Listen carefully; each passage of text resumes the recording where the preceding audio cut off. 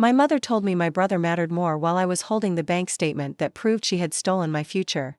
She did not raise her voice. She did not look ashamed. She stood at our kitchen island in Pine Ridge, North Carolina, slicing strawberries into a glass bowl as if we were discussing grocery coupons instead of the $168,000 my grandmother had saved for my education. "Brandon needed a real chance," she said. "You have always been the capable one." I was 18 years old. My acceptance letter from North Carolina State University was taped above my desk, my gray suitcase was half-packed, and my first tuition payment was due in 12 days. I had spent 3 years building a portfolio for the industrial design program. I had worked evenings at a print shop, won a partial merit scholarship, and skipped almost everything teenagers in our town considered fun. My name is Rachel Morgan. In my family, being responsible was never rewarded. It was treated as proof that I could survive whatever everyone else took from me. My brother Brandon was 27. He had a bright smile, a good story for every failure, and a talent for making adults feel cruel if they expected him to finish anything. He had closed a phone repair kiosk after 7 months, wrecked a truck he had not paid off, and quit 2 jobs because the managers didn't respect his vision. Every time he fell, my mother, Grace, rushed underneath him. Every time I climbed, she told me not to show off. "Brandon isn't lazy," she often said. "He just hasn't found someone willing to believe in him." I started working at 15. At the Pine Ridge Copy and Mail Shop, I printed church bulletins, laminated restaurant menus, bound high school reports, and cleaned toner dust-off machines after closing. During college application season, I worked until 9 o'clock, went home smelling like hot paper, and built prototypes at my desk until 2 o'clock in the morning. I learned to make foam models without wasting a sheet because materials cost money. I learned that adults praise discipline most when it saved them from having to help you. The one person who never treated my ambition like an inconvenience was my grandmother, Irene Walker. Grandma Irene had been a seamstress for 46 years. Her little white house smelled like starch, coffee, and fabric warmed under an iron. Brides drove from 3 counties away because she could rescue a dress another tailor had ruined. She kept her measuring tape around her neck and a green metal cash box beneath her cutting table. When I was 8, she began telling me that every hem she finished was buying a piece of my freedom. "This money isn't so you can survive," she would say. "It's so nobody can make you ask permission to become yourself." I never knew the exact amount. I knew she deposited money into an education trust that listed my father, Stephen, as custodian until I turned 18. Some months she saved $200. During wedding season she might save $1,500. She put birthday money, holiday tips, and the proceeds from selling her late husband's truck into it. My parents always described the account as Grandma Irene's little college fund. They said it with smiles. 3 weeks before I was supposed to move to Raleigh, I called the bank to confirm the wire instructions for tuition. The representative asked for my name, date of birth, social security number, and account information. Then she became quiet. "Ms. Morgan? The available balance is $247.63. I laughed because the alternative was screaming. "I'm sorry. There should be more than $160,000. It's an education account." I heard keys clicking. I can see a series of withdrawals over the last 9 months. They were authorized by Stephen Morgan, the registered custodian. "Since you are now the beneficiary of record, you may request the complete transaction history." My father. I ended the call and stared at the kitchen wall, where my mother kept a calendar filled with Bible verses. Through the window I could see the new red sign across the road, Morgan Auto and Performance. Brandon's business occupied a former feed store my parents had helped renovate. Everyone in town said he had finally grown up. I suddenly knew what had paid for the vehicle lifts, the tool cabinets, the glossy black floor, and the used tow truck. Parked outside. My mother was at the sink. I placed the printed balance in front of her. "Where is my college fund?" She did not ask what I meant. She wiped the knife on a paper towel. "We used it for Brandon's shop." The room tilted. I gripped the counter. "Grandma saved that for school." "Your grandmother has always been dramatic about you." "My tuition is due in 12 days. Then call the financial aid office." "You're smart. You always figure things out." "You took all of it?" "We invested it in the family." Brandon was drowning. The bank wouldn't lend to him after the kiosk, and your father and I had already borrowed against the house. I searched her face for the mother who used to braid my hair before picture day. I found only irritation, as if my shock were poor manners. "What about me?" I asked. She put the knife down and finally looked at me. "Your brother matters more right now because he needs a real chance. You don't. You can earn another scholarship. You can take loans. You can wait a year." There it was. The rule our family had lived by but never said aloud, the child who made the worst choices deserved the most resources, and the child who made good choices deserved the consequences. I found my father in the backyard watering pots full of dead basil. Did you sign the withdrawals? He kept his eyes on the hose. Your mother said it was temporary. There is $247 left. Brandon planned to repay it after the shop took off. You signed away my education on a promise from a man who has never repaid you for anything. Dad bent the hose until the water stopped. He had spent his whole marriage confusing silence with peace. When Mom was angry, he disappeared into the garage. When Brandon failed, he wrote a check. When I succeeded, he nodded as if success required no parenting. Don't make this bigger than it has to be, he whispered. It became big when you signed. I went to my room. I had $612 in checking, $1,940 in savings, a university acceptance letter, and 17 years of my grandmother's work converted into hydraulic lifts and a red sign with my brother's name on it. I picked up my phone. Grandma Irene's number was pinned at the top of my contacts. Before I called, I heard my mother downstairs. She'll calm down, she told Dad. Rachel never makes a scene. That was when I understood the second thing they had stolen. It was not only money. They had taken my quietness, my obedience, and my fear of disappointing them, then used those things as security for a loan I had never agreed to make. I called my grandmother. She answered on the second ring. I could hear her sewing machine slowing to a stop. How much is left? She asked after I told her. $247.63. She did not cry. There was only a long, heavy silence. Come at 7 o'clock tomorrow morning, she said. Bring your acceptance letter, your identification, and anything the bank sent you. Don't tell your mother where you're going. That frightened me more than if she had shouted. At 6:40 the next morning, I carried my folder through the living room. Dad was sitting in the dark wearing yesterday's shirt.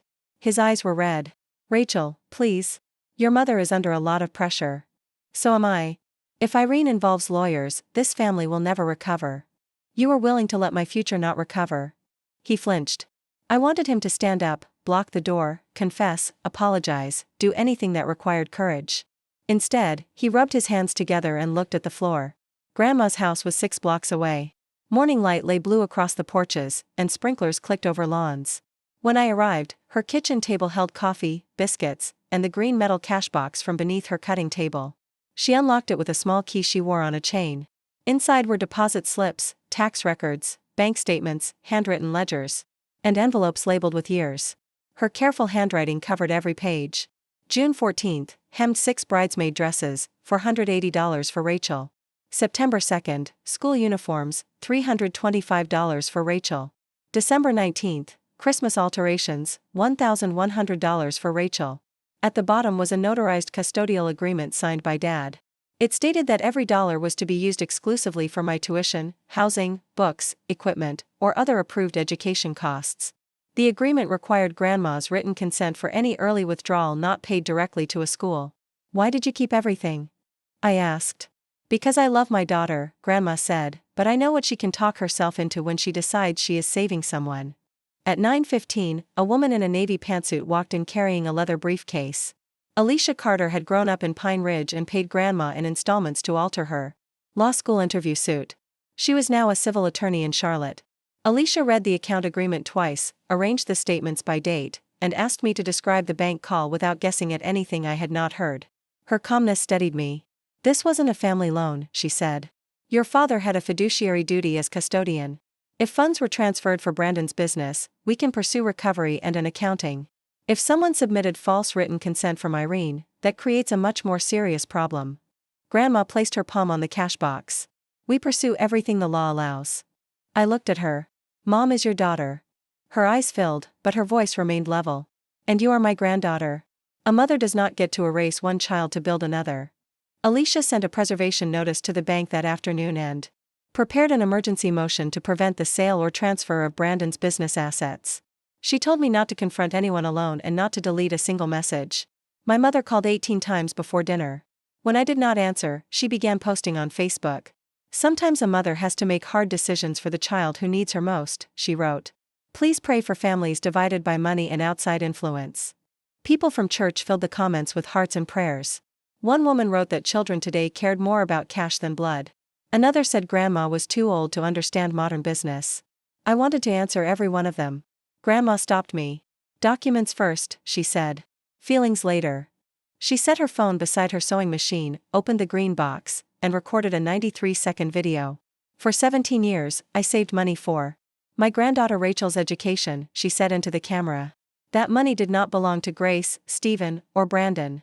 I have every deposit record and the agreement governing the account.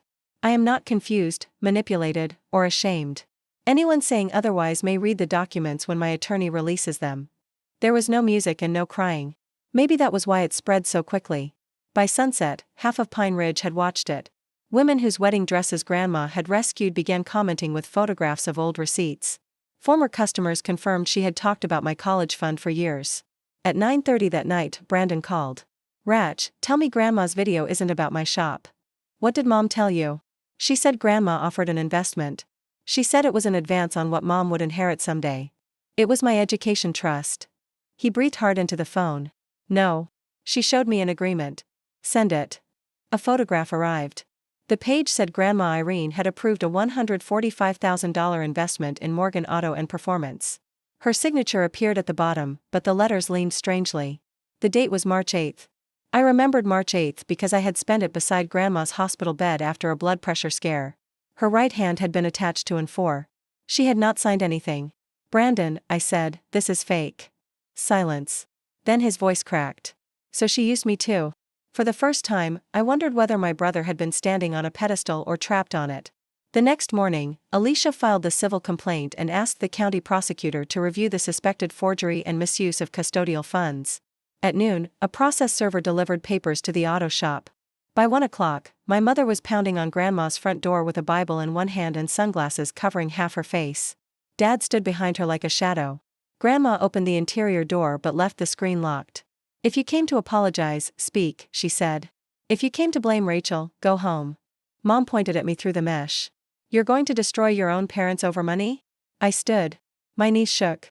But I did not lower my eyes. "No. I'm going to recover what you used to destroy my future. I gave you everything. You gave Brandon what belonged to me. Your brother was in crisis.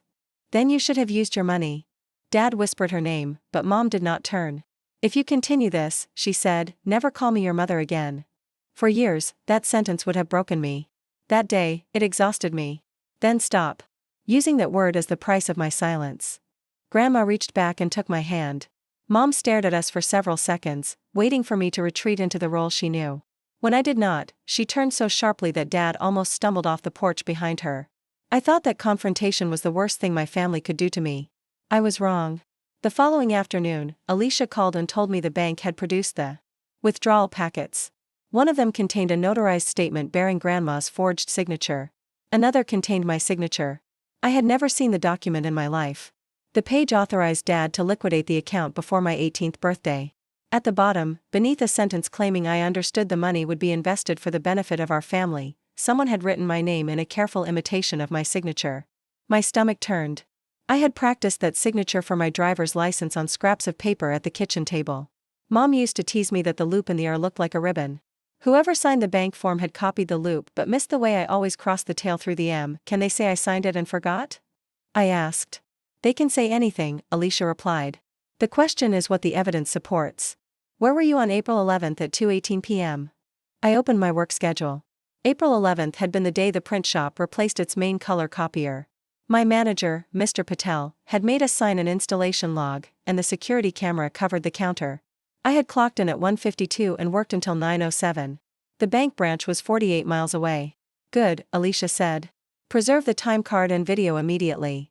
Mr. Patel did more than that. When I explained why I needed the footage, he locked the office, copied the entire day to 2 drives, and wrote a statement while the details were fresh. "Your grandmother came here every month," he said. "She bought money order envelopes and asked me whether the glue would survive 20 years. She was planning your education before you knew what college meant." I cried in the supply room between boxes of paper. Until then, my anger had protected me from grief. The forged signature changed the shape of the betrayal. My parents had not simply convinced themselves they were borrowing money. They had created a version of me who agreed to disappear. That night, Dad came to Grandma's house alone. He looked smaller without Mom beside him. Grandma let him onto the porch but not inside. "Did you sign Rachel's name?" she asked. "No, did Grace?" He stared at the porch boards. "Stephen," Grandma said, "silence is not innocence." He rubbed both palms over his face. Grace said the bank needed proof that Rachel knew about the investment. I told her it was a bad idea. She brought the papers back and said it was handled. And you submitted them? Alicia asked from inside the doorway. Dad's head snapped up. He had not known she was there. I delivered an envelope.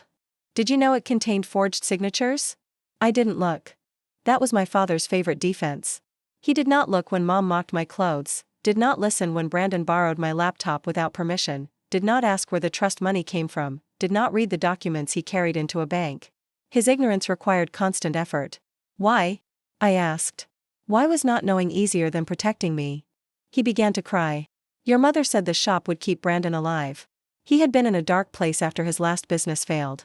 She said if we didn't help him and something happened, it would be our fault. I knew Brandon had been depressed. I also knew Mom used his pain like a master key. It opened bank accounts, excused lies, and locked everyone else out of the right to object. Did Brandon threaten to hurt himself? Alicia asked. Dad hesitated. Not in those words. What words? He said he couldn't keep living like a loser. I closed my eyes. That sentence was sad. It was not permission to rob me. Dad pulled a folded sheet from his pocket. It listed 23 withdrawals. Beside each one, he had written what Mom told him the money was for: lease deposit, equipment, inventory, insurance, payroll. I made this after the papers came. He said. I want to cooperate. Grandma did not reach for it. Do you want to cooperate, she asked, or do you want Rachel to rescue you from the consequences? He had no answer. Alicia took the list, placed it in a clear sleeve, and told Dad to communicate through counsel. As he walked away, he turned toward me. I love you. Then tell the truth when it costs you something. The emergency hearing was set for Monday. Over the weekend, Mom launched a campaign designed to make the legal facts irrelevant. She called our pastor, my former teachers, Dad's cousins, and every woman who had ever brought a casserole to our house. She said Grandma was senile. She said Alicia was chasing fees. She said I was jealous because Brandon finally had a successful business. Then she posted a photograph of me at 14 holding a birthday cake beside Brandon. She used to adore her brother, the caption said. College propaganda and greedy people changed her. The photograph hurt because I had adored him. When I was 6, Brandon carried me home after I fell off my bicycle. At 10, he built me a desk from plywood. At 13, he taught me how to change a tire and let me hold the flashlight while he repaired an old Mustang. He could be generous when generosity cost him time instead of status. But love did not erase what his comfort had cost me. Childhood memories were not receipts my mother could submit against my future. Brandon came to Grandma's house on Sunday with a black binder and shadows beneath his eyes. He stood on the sidewalk until Grandma invited him onto the porch. I'm closing the shop, he said. Mom, who had apparently followed him, pulled her SUV to the curb so hard that one tire climbed the grass. She jumped out before he finished the sentence. You are not throwing away your future because your sister is having a tantrum. Brandon turned slowly. It wasn't my future. That money was going to sit in an account while you lost everything. It was going to send Rachel to college. She has scholarships. A partial scholarship, I said. You knew that. Mom ignored me. She grabbed Brandon's arm. Get in the car. Your father and I will handle this. He pulled away. I had never seen him refuse her physical direction before. Did you forge Grandma's signature? He asked. Mom's expression barely moved, but her grip tightened around her keys. I completed paperwork that reflected her intent. She was in the hospital. She had promised to help this family for years. Did you forge Rachel's signature? Rachel was a minor. Your father had authority. That isn't an answer. The front door camera above Grandma's porch captured every word. Mom noticed it then. Her face changed. You're recording me? It records everyone, Grandma said. That's what cameras do. Mom took a step backward. Brandon opened the binder. It contained the shop lease, equipment invoices, inventory lists, bank transfers, and sales records. He had highlighted every item purchased with trust money. I'll sign over the inventory and the tow truck, he said. The lifts can be sold. The lease deposit may be recoverable. I spoke to a liquidation company. Mom stared at him as if he had betrayed her. After everything I did for you? You did it to her. He pointed at me. You told me Grandma invested because she believed in me. You made me thank her for money she didn't know I had. He sat down on the porch step and covered his face. The sound he made was not dramatic. It was the quiet sound of a person seeing the architecture of his life collapse. I did not hug him. I was not ready.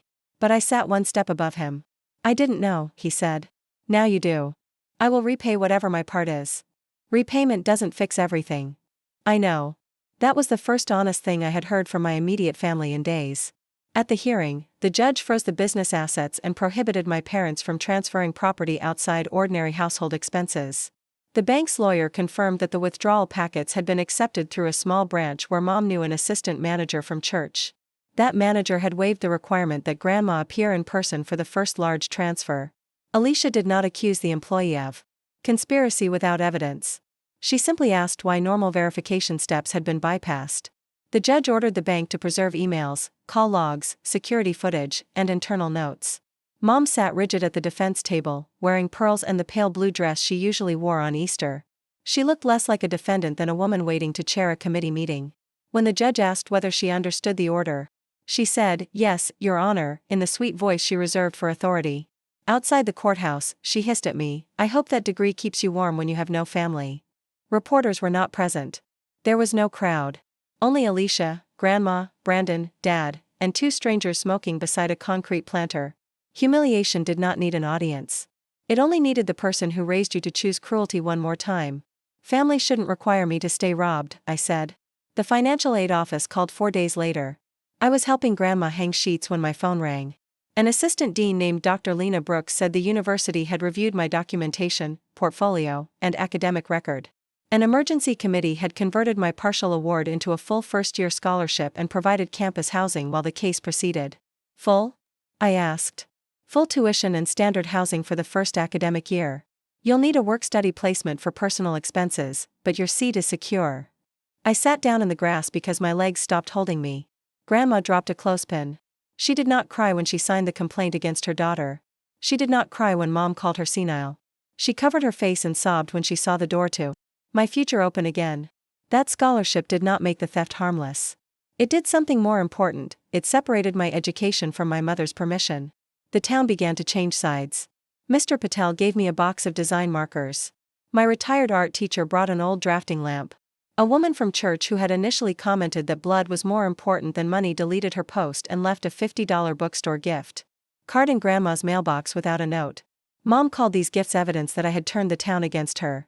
Then Alicia received the bank's internal emails, and the case shifted again. An email from Mom to the assistant manager attached Grandma's false consent form. In the message, Mom wrote, "We need this processed before Rachel's birthday, or control transfers and the whole plan dies." A second email asked whether withdrawals could be divided into amounts that would avoid a regional compliance review. The assistant manager replied that she could not advise on reporting thresholds but suggested Mom bring Dad in person. That was bad enough. The attachment history was worse.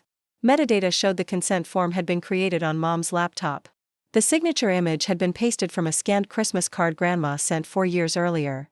Alicia printed the forensic report and laid it on her conference table. "This is the first major turn," she said.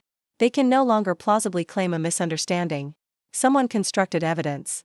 Dad agreed to a formal interview with the prosecutor. He admitted signing the withdrawal requests. He admitted delivering the envelope containing the forged forms. He insisted he had not created them, but he also admitted. Mom told him not to ask questions because Rachel would get the account soon. When Alicia gave me the summary, I felt no satisfaction.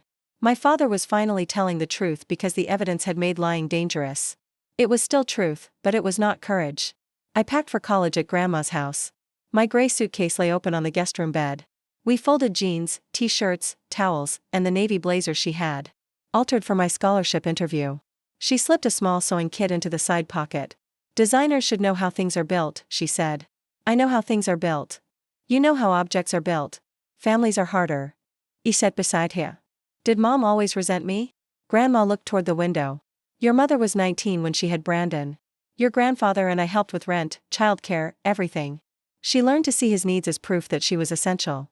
You came 9 years later. You slept through the night. You learned quickly. You loved doing things yourself. Instead of feeling proud, Grace felt unnecessary. So she punished me for not failing? She rewarded the child who kept her at the center." The explanation made sense without making anything acceptable. Mom had built her identity around rescue. Brandon's crises made her powerful. My competence made her optional. When no emergency existed, she created one by taking from me. I moved into the residence hall 2 weeks later. My room was narrow, with 2 twin beds, pale desks, and a window overlooking a brick courtyard. My roommate, Maya, arrived with 5 plants and parents who cried while assembling a shelf. I envied their ordinary fussing so much that I had to hide in the bathroom. On my desk I placed 3 things: my acceptance letter, a photograph of Grandma beside her sewing machine, and a photocopy of the green ledger. The original remained locked in Alicia's office. Classes began. I learned about human factors, materials, manufacturing, and the difference between making something attractive and making it useful. In the model shop, every tool had a guard. Every process had a documented purpose. I found comfort in systems designed to prevent harm instead of excusing it afterward. Brandon texted every Sunday. "Did you eat?" I started work at Cal's Transmission. Employee this time. The liquidator sold the tow truck. Another payment went to the restitution account. He never asked me to forgive him. That mattered. An apology that demands immediate absolution is another kind of theft. Dad sent shorter messages. I made the payment. The house appraisal is Thursday. I hope school is going well. He never wrote, "I failed you." Maybe he believed money could repair what cowardice broke. Mom sent nothing until October, when a thick cream envelope arrived at my dorm. Her letter filled 4 pages. She wrote about Brandon's depression, Dad's weakness, Grandma's influence, the bills she had carried, and the loneliness of motherhood. She described herself as the only person willing to make difficult decisions. Not once did she use the word stole. Not once did she say sorry. Near the end, she wrote, "Someday you will understand that a mother sacrifices for the child who needs her most." I read it twice, searching for a daughter anywhere in those pages. I found only a witness she wanted to persuade. I put the letter in an envelope and wrote, "Do not answer from pain." The criminal case was scheduled for a pretrial conference in November. By then, investigators had confirmed the forged signatures and the intentional effort to avoid review. Mom faced charges related to identity theft, obtaining property by false pretenses, and forgery. Dad faced consequences for breaching his custodial duty and signing the withdrawals, though the prosecutor considered his cooperation. The defense requested mediation on the civil claims. Alicia advised us to attend because a structured restitution agreement could recover money faster than years of litigation. We met in a conference center near the courthouse. Mom brought a lawyer from Charlotte, a silver-haired man who spoke about family wounds as if the money had evaporated during an argument. Dad brought separate counsel. Brandon appeared without an attorney because he had already agreed to turn over every business asset he legally owned. The mediator separated us into rooms. For 6 hours, offers moved back and forth. My parents proposed selling the shop equipment and repaying the rest over 15 years. Grandma rejected it. They would still keep the equity in their house while Rachel carries the risk, she said. A second proposal included a home equity lien. Alicia studied the numbers and frowned. "Something doesn't match," she said. According to the bank withdrawals, $168,000 had left the trust. Brandon's records accounted for only $131,400. Fees explained some difference, but nearly $31,000 was missing. Mom's lawyer said it had gone to household costs related to supporting the business. Alicia asked for receipts. None appeared. Brandon opened his binder and slid forward a spreadsheet. "I never received that money," he said. "Mom told me the total investment was $132,000. The room went still. Until that moment, I had believed Mom stole from me entirely for Brandon. That belief was terrible, but it fit the family story she had repeated all my life. The missing $31,000 suggested another story. Alicia asked the mediator to suspend negotiations until full financial disclosures were produced. Mom's lawyer objected. Grandma leaned toward me. "Watch her," she whispered. Mom was not looking at Brandon. She was looking at Dad. Dad's face had gone gray. "Grace," he said, "what did you do?" She stood so quickly her chair rolled backward. "I am done being interrogated by my own family." Her lawyer asked her to sit. She grabbed her purse and walked out. The mediator ended the session. That night, Dad called Alicia from a hotel. Mom had locked him out of the house. He said there was something we needed to see in the home office, inside a blue accordion folder labeled Taxes 2024. "Why didn't you bring it?" Alicia asked. "I didn't know what it was until today." "How do you know now?" Grace said I had no right to question how she protected herself. Then she said the money bought her a way out if the shop failed. Alicia told him not to enter the house or remove documents without advice. The next morning, Dad's attorney arranged for him to retrieve personal property while a deputy stood by. The blue folder went directly to the attorneys, recorded and sealed. Inside were statements for an account none of us knew existed. The account belonged solely to Mom. It had been opened 2 days before the first withdrawal from my trust. Deposits totaling $30,850 matched. Transfers listed in the bank records as vendor payments. The supposed vendor, GMW Consulting, shared a mailing address with a private mailbox Mom rented in Charlotte. She had not spent that money on food, utilities, or Brandon's recovery. She had built an escape fund. The folder also contained brochures for condominiums near Wilmington, a preliminary mortgage application, and an email exchange with a real estate agent. In one message, Mom wrote, "I expect to be free to move by spring.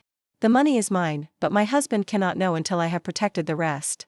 The date was 5 months before I discovered the empty account. Dad read the email in Alicia's office.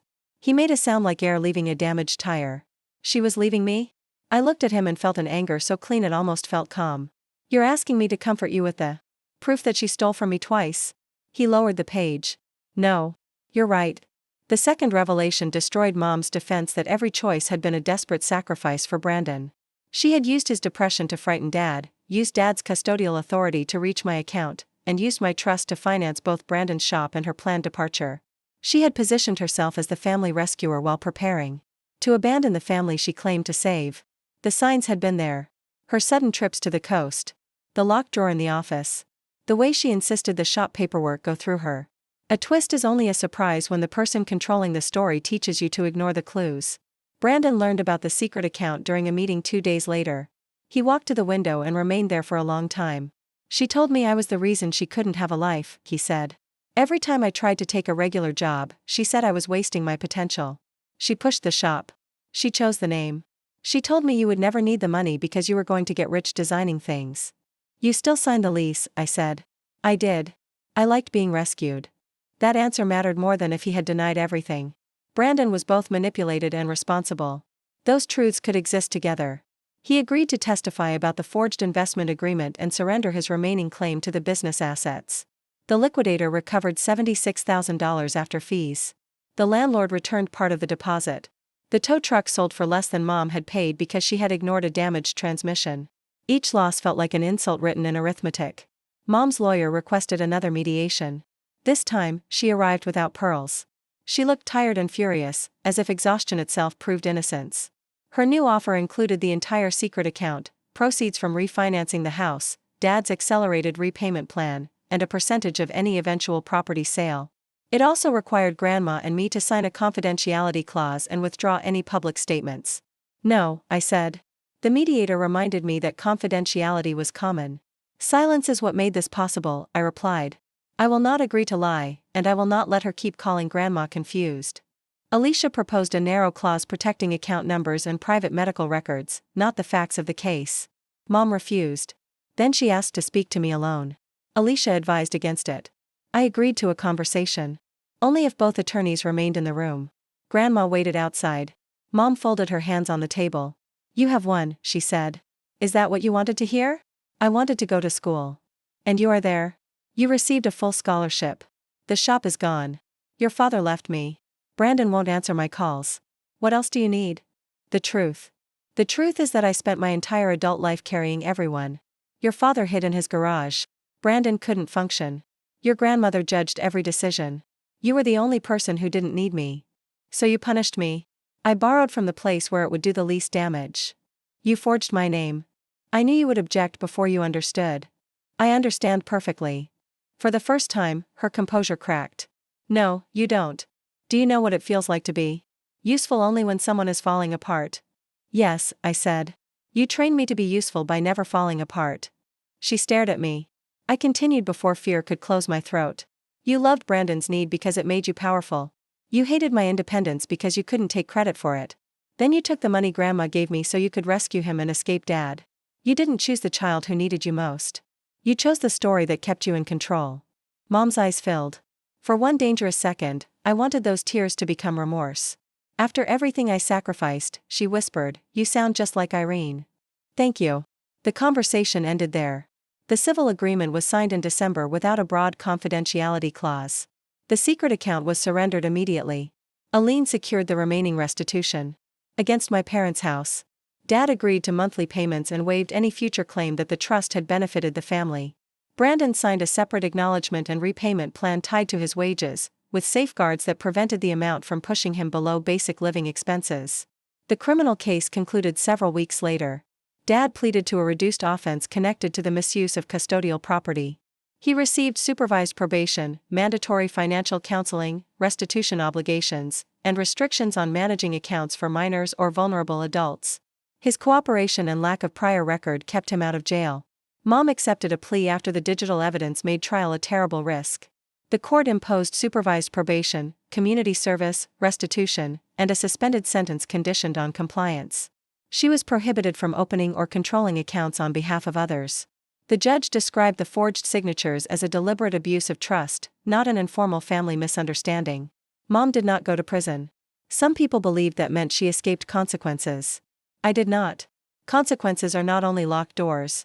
Sometimes they are the permanent collapse of the story a person used to rule everyone around her. At sentencing, Grandma gave a short statement. I saved that money one seam at a time, she said. My daughter did not only take dollars. She tried to teach Rachel that love means accepting less so someone else can avoid growing up. I asked the court to protect the money, but I also asked my family to stop calling harm a sacrifice. When it was my turn, my hands trembled around the paper. I used to believe being a good daughter meant needing nothing, I said. I worked, earned scholarships, stayed quiet, and made myself easy to overlook. My parents treated that as permission. I am not asking the court to repair my childhood. I am asking it to enforce the simple truth that my future belonged to me. Mom watched the judge instead of me. Outside the courthouse, she passed within 3 feet of where Grandma and I stood. I waited for one word. Sorry. Wrong. Daughter. She adjusted her purse and walked toward a rideshare car. That silence hurt more than the sentence.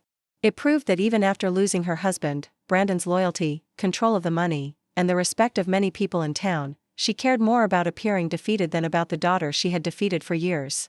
Dad began renting a small apartment above a hardware store. He sold his fishing boat and applied the proceeds to restitution. He sent me a photograph of the receipt, then a message. I know paying is not the same as apologizing. I failed to protect you because I was afraid of conflict with your mother. I made my fear your burden. I am sorry. I stared at those words for a long time. They were 9 months late and 17 years overdue. Thank you for saying it clearly, I wrote. I need time. He answered, I understand. For once, he did not ask me to make his feelings easier. Brandon remained at Cal's transmission. He started therapy through an employee assistance program and moved into a studio apartment. On Sundays, his texts became less careful. Burned dinner. Ordered pizza.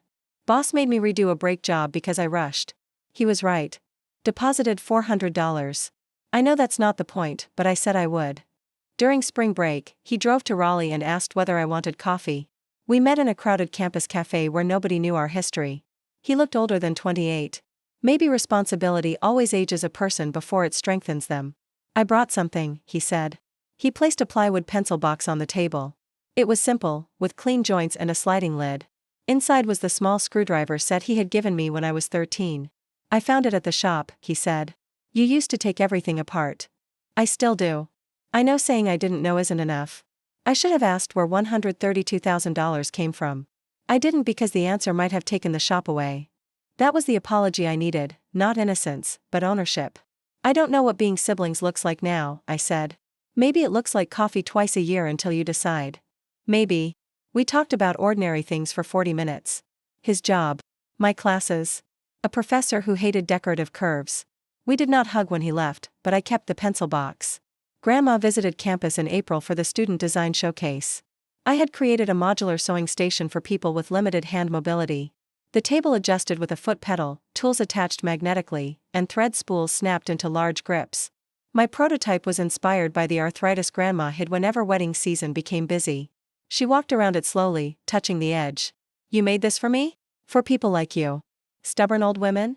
Skilled people whose tools should work as hard as they do. She laughed, then cried, then complained that I had not made the drawer deep enough. It was the best critique I received all semester.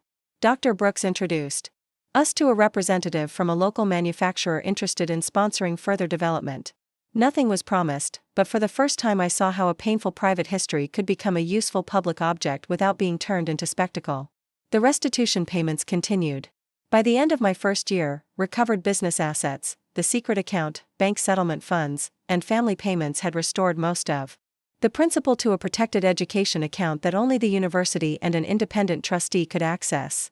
The bank contributed to the settlement after acknowledging that its branch had failed to follow verification procedures. The assistant manager no longer worked there. Alicia refused to describe the result as a victory until every document was signed and every transfer cleared. A judgment is paper, she told me. Recovery is money in the right account. Grandma approved of that sentence so much she embroidered it on a small cloth and mailed it to Alicia's office. Mom moved to Wilmington after her probation officer approved the address. She rented a one-bedroom apartment, not the condominium she had planned. She wrote to me once in May. I hope one day you can see me as a human being who made mistakes, not a villain. I did see her as human. That was what made the harm real. Monsters do not forge signatures at kitchen tables, quote scripture online, and remember how their daughters take coffee. People do. Ordinary people can make 100 small choices that become a catastrophe, then call the result love because admitting control would destroy their self-image. I answered after 3 weeks. I do not think you are a monster. I think you made deliberate choices, lied about them, and still have not apologized without defending yourself. If that changes, you may write again. Until then, I need distance. She did not reply. Distance was not revenge. It was the first boundary in my life that did not require her approval. I returned to Pine Ridge in June. The auto shop had a new sign and a different owner. For months I had imagined seeing that building empty and feeling triumphant. Instead, I felt quiet. The red letters were gone. Cars waited in the lot. A mechanic rolled a tire through an open bay. Life had covered the scene of the crime with ordinary work. At Grandma's house, a pink prom dress covered the cutting table. The green cash box sat beside her machine. You still keep it out? I asked. Not from fear, she said. From memory. She opened it. The old deposit ledger rested beneath new documents. My scholarship letter, the settlement statement, a photograph of my sewing station prototype, and a blank notebook. What's that for? The next girl. Grandma had decided to create a small annual award for a graduating student from Pine Ridge High who had worked through school and lacked family support. It would not be large. Her hands could no longer sew enough to build another $168,000 fund. But Mr. Patel, my art teacher, several former brides, and Alicia had offered to contribute. You don't have to do this, I said. I know, she replied. That's what makes it mine to give. That night we ate beef stew, cornbread, and sliced tomatoes at her kitchen table. There were no speeches, no crowded family photographs, and no demand that forgiveness arrive before dessert. There was only my grandmother and me, eating slowly in the room where evidence had become protection. Before bed, I opened an email from the university. Dr. Brooks had invited me to mentor incoming students facing sudden financial emergencies. I read the message twice. For years, I thought the end of this story would be getting the money back. Then I thought it would be watching my mother answer for what she did. Neither was the true ending. The true ending was discovering that what my family called my weakness, my quietness, my patience, my habit of building things carefully, had never belonged to them. Those qualities did not require me to accept abuse. They could help me document it, survive it, and design something better after it. I kept Grandma's green ledger on my desk during my second year. Not because I wanted to live inside the betrayal, but because every line proved that a future can be built through small acts no one applauds. A hem finished after midnight. A deposit made in bad weather. A receipt saved when trust would have been easier. My mother believed she could empty an account and make my choices disappear. She was wrong. Money had opened the first door, but it was never the only thing Grandma gave me. She taught me to keep records. She taught me that love without respect is only control wearing a familiar face. Most of all, she taught me not to shrink so another person could feel large.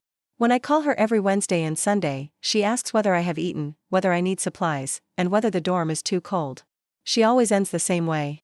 Don't make yourself smaller, Rachel. You were not born to be extra space in someone else's life. I used to answer with a laugh. Now I write the sentence on the first page of every new sketchbook. The account balance is being restored. My relationship with Dad is cautious. Brandon and I are learning how to speak without Mom translating us into rivals. My mother remains outside the boundary she refuses to understand. None of that is a perfect ending. It is an honest one. I did not destroy my family by demanding back what was mine. I only stopped helping them hide who had been breaking it.